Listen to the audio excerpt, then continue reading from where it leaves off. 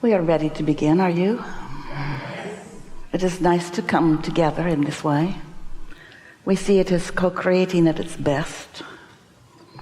We are appreciating the lives you are living, the things that you are asking for, the things that you are letting in, the expansion of your desire. It's just what you said you would do. You said you would focus here with others.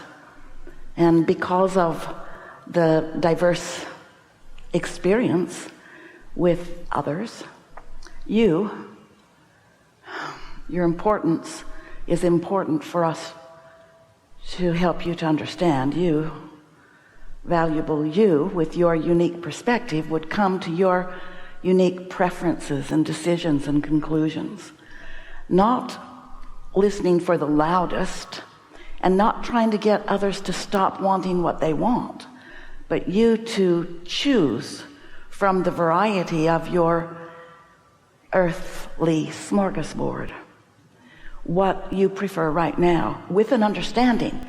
You held this understanding when you made the decision to come into this body, with the understanding that as you choose bit by bit, and you know that your choices evolve, as does your experience in life. When you're little, your choices don't seem so big or so vast. They aren't. They're simpler.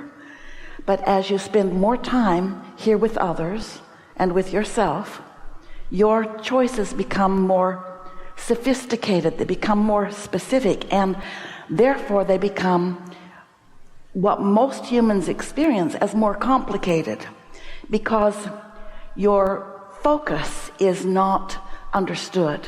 The power of your focus, the importance of your focus, your ability to decide as life helps you to do it, and then to choose to focus predominantly upon what you have chosen, rather than upon continuing to focus upon the opposite of what you want in order to justify what you want.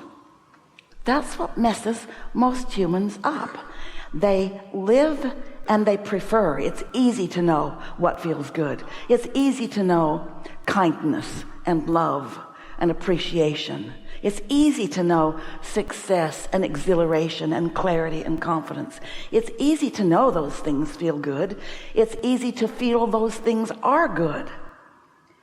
But so often, on your way to choosing, concluding, deciding, you spend a lot of time justifying to others simply because they are choosing differently, as if there weren't plenty of opportunities for plenty of choices to be made. It's like sometimes you think that you have to be right for everybody, and that really is not what you intended as a horde of deliberate creators bound for this creative experience. You did not plan on getting everybody to agree with you. In fact, your diversity was something that you knew would be your greatest overall mass consciousness benefit. All these choices, all this balance, all this opportunity. But when you get sort of human focused, where you have in large part come to represent a really flawed premise, and the flawed premise that so many humans are sort of stuck on, we're going to shake it loose a little bit here today, is that there is a finite amount of goodness that you are fighting over, that if you don't fight your way to your fair share, that you will be left out. And what's so confounding to you who continue to try that is that you can't fight your way to the things that you want, because the fighting is the pushing against what you don't want, and you can't get to what you want by pushing against what you don't want. And we know that's a brain twister, because it has been such a human plan for so long. Well, we'll just get rid of what we don't want So there's a war against this and a war against that and a war against this and a war against that.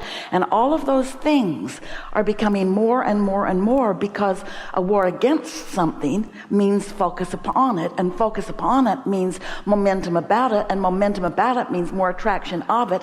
So it really means that when you push against what you do not want, even in justification of what you do want, you hold yourself apart from what you want, which just supports your flawed premise. It makes you think, I should push harder against what I don't want.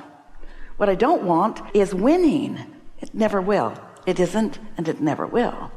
But you can pinch yourself off from a lot of happy moments, and from a lot of good timing, and from a lot of realization of the worthiness and goodness that is you. So we just want to start there a little strong, because we want you to feel, as these hours together are unfolding today, how easy it is really to live life and choose what you prefer, and then to focus there and witness universal forces backing you up. All of you. In other words, we're not here supporting one lifestyle over another, one religion over another, one anything over another thing. We focused from non-physical, you focused from physical and non-physical. We are all in this together. And the point of it is expansion. The point of it is the eternal nature of our beingness. We will not any of us, cease to be.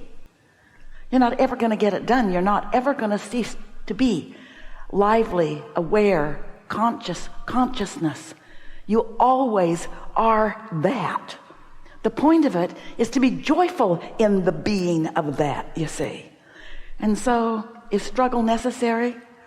In the way that contrast is helpful, you could say. But if we were standing in your physical shoes, we would become more deliberate pointers at what we desire, more consistent pointers at what we want. And we would focus a lot less by virtue of what we're focusing a lot more on. To hear that, you can't focus in two directions at once. I want it, but. I'd like more money, but no one in my family's ever had any money. That's pointing over there and then pointing over there. And when you point over there, you're not pointing over there. And when you are pointing over there, you're not pointing over there. But when you're pointing over there, you're not pointing over there. Pretty obvious, isn't it?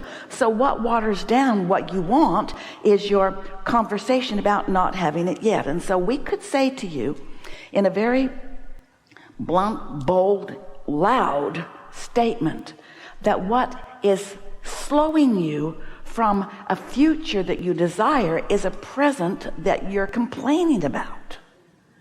Because whether you're focused past, present, or future, you're focused, and your point of attraction is about what you're focused on. And so we get it. If you don't feel good, you don't feel good. We get it.